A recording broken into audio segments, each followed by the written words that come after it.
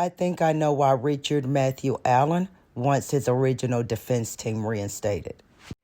Allen is accused of the double homicide known as the Delphi Murders of 13-year-old Abigail Abby Williams and 14-year-old Liberty Libby German. Abby and Libby were last seen February 13th, 2017, when a relative dropped them off on a trail near Monon High Bridge in the historic Delphi Trails in Delphi, Indiana. They were reported missing the same day, and their bodies were found the next day in what is described as a rugged, wooded area. Richard Allen was arrested for the double homicide in October 2022. So why is Allen demanding reinstatement for his original defense team when his original defense team walked away from Richard Allen's case in 2022 without stating a reason? Fox 59 reported that there were evidentiary leaks that came allegedly from the defense team. However, we have no way of knowing without the defense team stating in open court why they decided to walk away from Allen's case. So why would Allen want a defense team that walked away from him already? I think that Richard Allen wants the original defense team, Andrew Baldwin and Brad Rozzi, reinstated because of how aggressively Baldwin and Rozzi set out to show that their client was not guilty of these murders. While defending Allen, Baldwin and Rozzi submitted a 136-page document to the court alleging that there were two different groups who actually murdered Abby and Libby.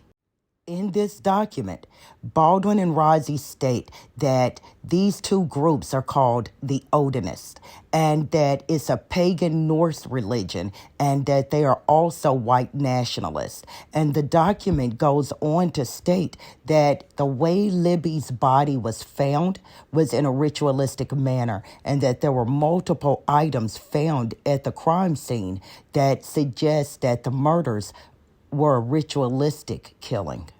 Investigators said that both of those groups were investigated and that there was no there there. The FBI went on to state that the way that Libby and Abby's bodies were found made them believe that the bodies were actually moved and that the crime scene was staged. The defense is allowed under certain rules to present alternative theories of who may have committed the crime besides their client.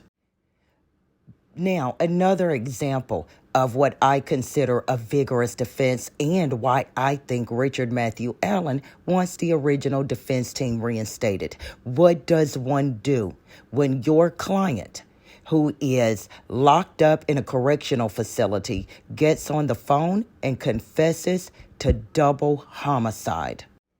If you're Baldwin and Rozzi, you try to get the confession thrown out. According to the original defense team, their client has been abused since arriving at Westville Correctional Facility in November 2022, and that abuse, they claim, is tantamount to him being a prisoner of war. Not only that, the abuse that their client has suffered has left him in a diminished mental state, which caused him to falsely confess to the Delphi murders. Looking at before and after pictures of Richard Matthew Allen, I can't say whether or not he's suffering from diminished mental capacity. I can say he has lost a lot of weight, and being incarcerated has a negative effect on you physically and mentally, even under the best circumstances. So what do you guys think?